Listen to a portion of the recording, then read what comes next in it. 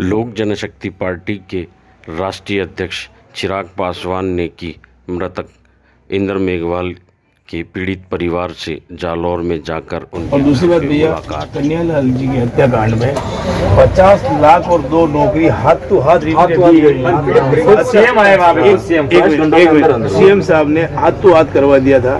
हमारे जितेंद्र मेघवाल में लॉलीपॉप हमको यहाँ भी दिया, एयरपोर्ट पे मैं था, भाई को चेक वेक नहीं देखे, हाँ 15 दिन में हो जाएगा। आज तक वो नौकरी और नहीं मिली। यहाँ भी इन्होंने खाली 25 लाख रुपए की घोषणा की है, दिया नहीं अभी तक, मतलब लॉलीपॉप ले दिया। जिसे भी दिन ज्यादा हो जाएंगे फिर इनको बात को मोड़ में ले आएंगे, तो ऐसा ही अपने ही लिए। लोक जनशक्ति पार्टी के रामविलास पासवान गुट के राष्ट्रीय अध्यक्ष चिराग पासवान जालौर के इंद्र मेघवाल प्रकरण पर राजस्थान आकर गहलोत सरकार को सीधा हमला करके उनके भविष्य की दलित राजनीति की आक्रामक रणनीति की ओर इशारा कर गए हैं। और जिस आक्रोश और बेबाकी से मीडिया के सवालों के जवाब चिराग पासवान ने दिए हैं, वह उनकी राजस्थान में दलित राजनीति पर अपनी पकड़ मजबूत करने और पार्टी को और ज़्यादा संगठन को मजबूत करने की ओर इशारा कर रहा है। गौरतलब है कि दो बार उत्तर प्रदेश के विधानसभा चुनाव हारने के बाद बहुजन समाज पार्टी की सुप्रीमो बहन मायावती के तेवर जहां ढीले पड़े हैं, उनकी राजनीति पर पकड़ और कमज़ोर हुई है, वहीं उत्तर भारत की दलित वर्ग की राजनीति में जो एक शून्यता का भाव आ गया है, उसे भी चिराग पासवान के आक्रामक तेवर शायद भरने का प्रयास कर रहे हैं। उत्तर भारतीय राज्यों जैसे जम्मू कश्मीर, हरियाणा, पंजाब, राजस्थान, मध्य प्रदेश, गुजरात, उत्तर प्रदेश, बिहार, झारखंड जैसे हिंदी भाषी राज्यों में जहां रामविलास पासवान के समय दलित सेना के रूप में कर्मचारी वर्गों में बेहद मजबूत मानी जाती थी, उसी बुलंदी और वैभव को चिराग पासवान पार्टी को एक बार फिर लौटाना चाहते हैं। साथ ही दलित वर्गों पर अपनी पार्टी और संगठन को मजबूती के साथ खड़ा करने का प्रयास भी उनका लगातार जारी रहेगा, जैसा कि उन्होंने कल जालौर में इंद्र मेघवाल प्रकरण पर आकर पुलिस प्रशासन और गहलोत सरकार पर निशाना साधा। यही कारण है कि उत्तर भारत के दलित वर्गों में उनका सही और सच्चा राष्ट्रीय नेतृत्व प्राप्त करने के लिए एक संघर्ष की शुरुआत मानी जा रही है। बहरहाल यह तो अभी कयास हैं जो कि लगाए ही जा सकते हैं, परंतु चिराग के तेवरों ने गहलोत सरकार के साथ साथ दलित वर्गों की राजनीति करने वाले अन्य दलों को भी अंदर तक हिला दिया है। जिस तरीके से एक छोटे से मासूम बच्चे को जो कि तीसरी कक्षा में पढ़ता था, आज वो इस दुनिया में नहीं है, संभवतः कल को वो बड़ा होकर डॉक्टर बनता, इंजीनियर बनता, प्रशासनिक सेवा में जाता, जो भी बनता, पर कम से कम अपने परिवार का सहारा बनता, अपने बूढ़े दादा का सहारा बनता, अपने पिता का सहारा बनता, अपने भाई बहनों का सहारा बनता। आज भविष्य के उस सहारे को छीन लिया गया, कारण सिर्फ मटके से पानी पीना। क्योंकि अभी भी कई ऐसी मनुवादी सोच के लोग यहाँ पर हैं जो इस छुआछूत में विश्वास रखते हैं, जो भेदभाव करते हैं जाति के आधार पर, और शर्म इस बात पर आती है जो लोग उन लोगों का संरक्षण करते हैं। आज एक छोटे से बच्चे को मार दिया जाता है क्योंकि उसने एक ऐसे मटकी से पानी पिया और उस टीचर को बर्दाश्त नहीं हुआ कि इसने मेरे मटके से इसने कैसे पानी पिया। तीसरी में पढ़ने वाला बच्चा, उसको कितनी जानकारी होगी भैया कि कौन सी मटकी अपर कास्ट की है, कौन सी मटकी दलितों के लिए रखी है, कौन सी मटकी पिछड़ों के लिए रखी है, कौन सी मटकी अल्पसंख्यकों के लिए रखी है। और फिर हम लोग बात करते हैं एक भारत श्रेष्ठ भारत की। जिस तरीके से ये जातिवाद का जहर बच्चों की रगों में बोया जा रहा है, आज उसका छोटा भाई है, उसी की उम्र का, उससे 2 साल बड़ा है, उसका भाई 5वीं में पढ़ता है। आज उसने अपने बच्चे, अपने भाई के साथ इस तरीके की घटना को देखा, कल को वो किस सोच के साथ बड़ा होगा बताइए। उम्र भर उसके मन में ये सोच रहेगी कि नहीं रहेगी कि मेरा भाई जातिवाद की वजह से मारा गया, क्योंकि हम लोग दलित समुदाय से आते हैं, इसीलिए अगड़ी जाति वालों को बर्दाश्त नहीं हुआ और उन्होंने हमारे भाई को मार दिया। इसी सोच के साथ वो बड़ा होगा ना। और आने वाले समय में इस मानसिकता को लेकर जब वो बड़ा होगा तो सोचिए समाज में कितना और भेदभाव बढ़ेगा। और इसका जिम्मेदार कौन है? इसका जिम्मेदार एक शिक्षक, जिसके ऊपर ये जिम्मेदारी है भैया कि आप कम से कम बच्चों में एकता की भावना लेकर आए। शिक्षक की जिम्मेदारी है कि डॉक्टर बाबा साहेब भीमराव अंबेडकर की दी हुई शिक्षा को आगे लेकर चलें। जहां पे समान अवसर की बात डॉक्टर बाबा साहेब भीमराव अंबेडकर ने कही, हर किसी को बराबरी का अवसर मिले, उसकी बात उन्होंने कही। एक समान शिक्षा की बात की। और यहां पर वही शिक्षक बच्चों में जातिवाद की भावना डाल रहा है। जात पात धर्म मजहब के आधार में भेदभाव किया जा रहा है। और उसके ऊपर हमारे प्रशासन के लोग जो इस कार्रवाई पे लीपापोती करने का प्रयास कर रहे हैं। मैंने पत्र लिखा था मुख्यमंत्री जी को, पर अफसोस की बात यह है कि जो मुख्यमंत्री खुद इस बात को कहते हो कि ऐसी घटनाएं तो होती रहती हैं, तो क्या ऐसे मुख्यमंत्री बढ़ावा नहीं देते? क्या बढ़ावा नहीं दे रहे मुख्यमंत्री ऐसी बातें करके? मुख्यमंत्री की जिम्मेदारी है कि अपने प्रदेश में पहली बात तो ऐसी घटनाओं के ऊपर विराम लगाए, अंकुश लगना चाहिए ऐसी घटनाओं का। पर जो मुख्यमंत्री खुद ऐसी घटनाओं में भेदभाव करते हो, उदयपुर की घटना होगी तो मुख्यमंत्री स्वयं जाएंगे, क्योंकि वो किसी और जाति की बात है।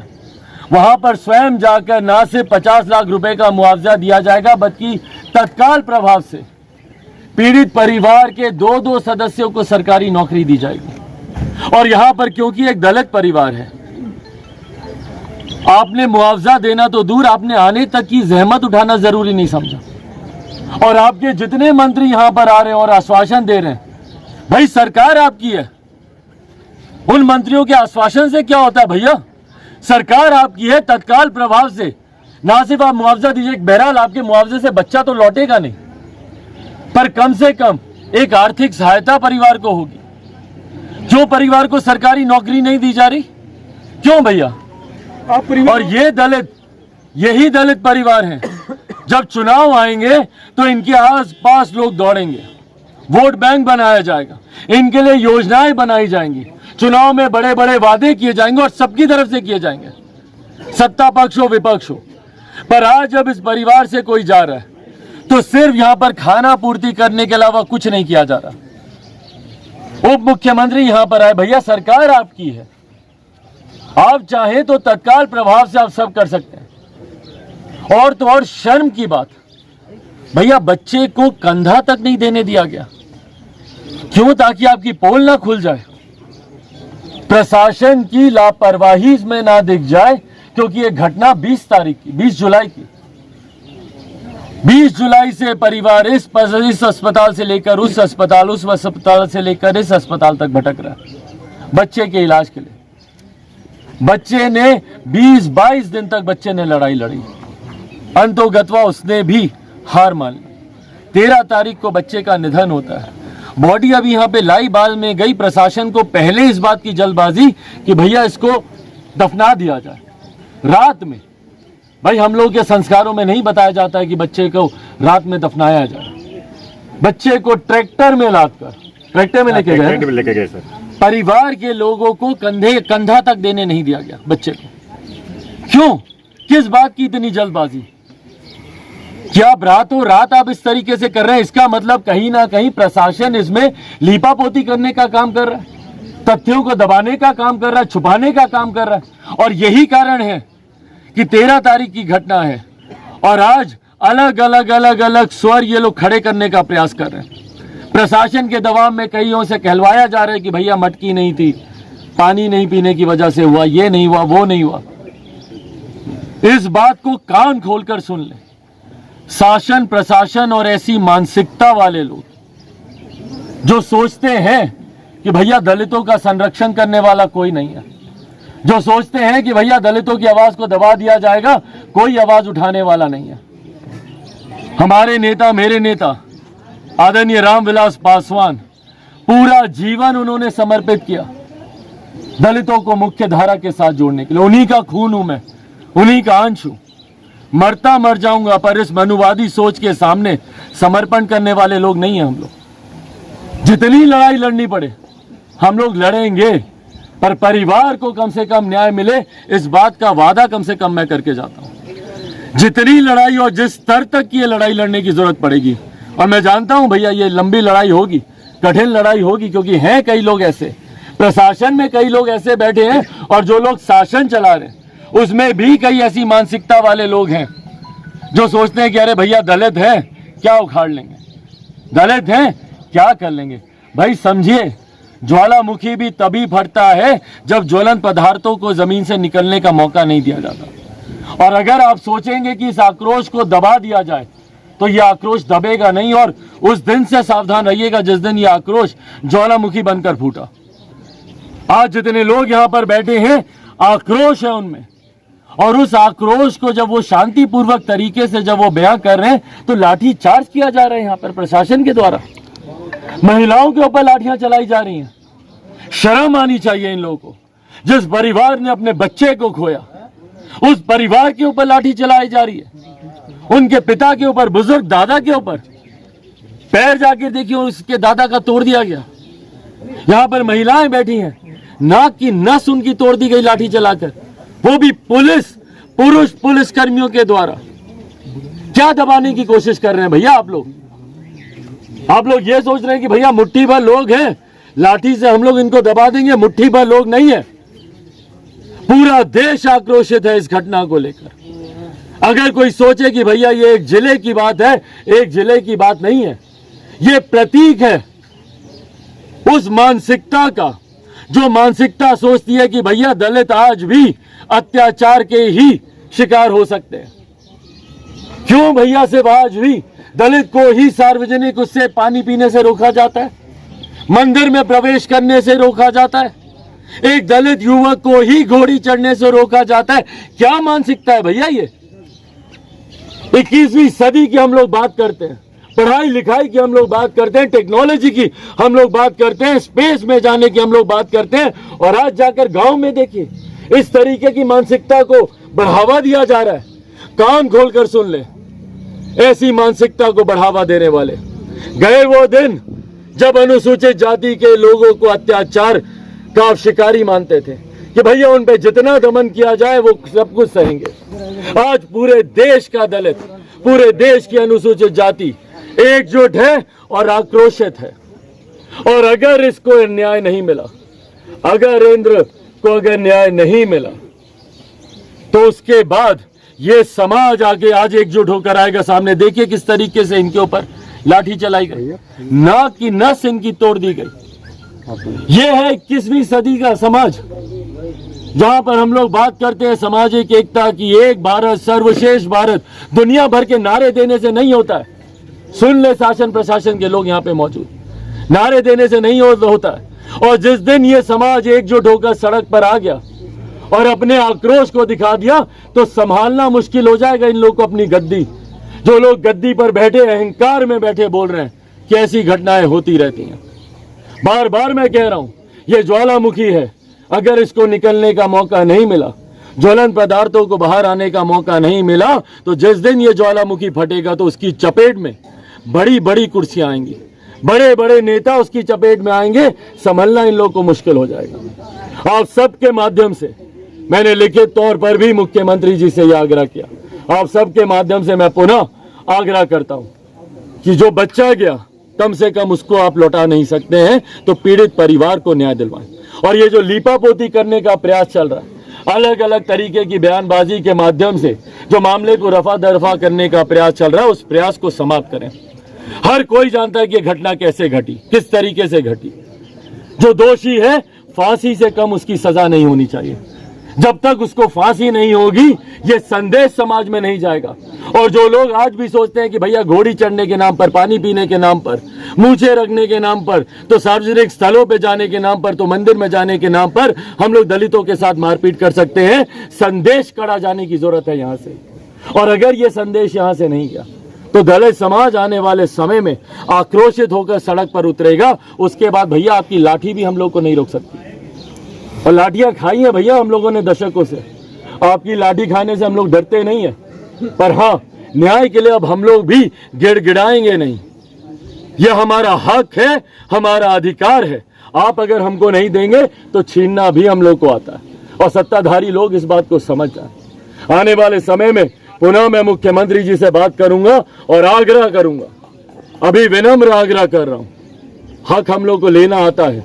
उदयपुर की घटना में अगर आप स्वयं जाकर 50 लाख रुपए और दो लोगों को सरकारी नौकरी दे सकते हैं तो तत्काल प्रभाव से यहां पर भी वही सुविधा मिलनी चाहिए। क्यों भैया 2 घटनाओं में भेदभाव? क्यों? जाति की वजह से ही भेदभाव है ना? कारण बता दीजिए। 2 घटनाएं और 2 अलग अलग तरीके के मुआवजे क्यों? जाति को अगर आप आधार बनाएंगे भेदभाव का तो ये हमारा समाज स्वीकार नहीं करेगा। जो मुआवजा वहां पर मिला है वही मुआवजा यहां पर दें। आने वाले समय में बुजुर्ग परिवार का सहारा ये बच्चा बनता। आप परिवार के सदस्यों को सरकारी नौकरी यहां पर देने का काम करें, वो भी तत्काल प्रभाव से। मैं अनुसूचित जाति जनजाति आयोग से भी आग्रह करूंगा कि इस मामले की स्वतः संज्ञान ले।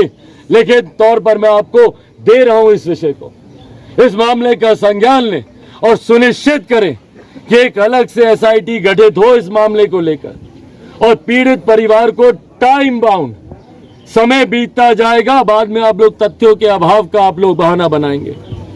समय बीतता जाएगा तो आप लोग बोलेंगे भैया कि यहां पर एविडेंस के साथ छेड़छाड़ कर दी गई। इसीलिए टाइम बाउंड इसकी जांच हो, और जो दोषी है कड़ी से कड़ी सजा और फांसी से कम की सजा कबूल नहीं है। एक मासूम बच्चा भैया, बच्चा जो जानता नहीं है सही गलत में, उसके साथ आपने ऐसी घटना को अंजाम दिया है। ऐसी निर्मम हत्या के लिए फांसी से कम इस अपराध के लिए कोई सजा हो नहीं सकती। मैं मुख्यमंत्री जी से आग्रह करूंगा कि इसका संज्ञान लें, एसआईटी गठित करें, और कम से कम इसका स्पीडी ट्रायल कराकर दोषी के ऊपर सख्त से सख्त कार्रवाई हो, और पीड़ित परिवार को तत्काल प्रभाव से मुआवजा मिलना चाहिए। ये लोक जनशक्ति पार्टी रामविलास की तरफ से हम लोग मांग करते हैं, और अगर इस मांग को पूरा नहीं किया गया तो आने वाले दिनों में इसको लेकर एक बड़े आंदोलन के लिए राज्य सरकार तैयार रहे। और आने वाले समय में भाई चुनाव भी अब ज्यादा दूर नहीं है, हमारी ताकत क्या है आने वाले समय में इसका भी अंदाजा इनको लग जाएगा। पूरे मामले को लेकर आपकी पार्टी भी कुछ आर्थिक सहायता करेगी? भाई हमारी अपनी सीमाएं हैं पर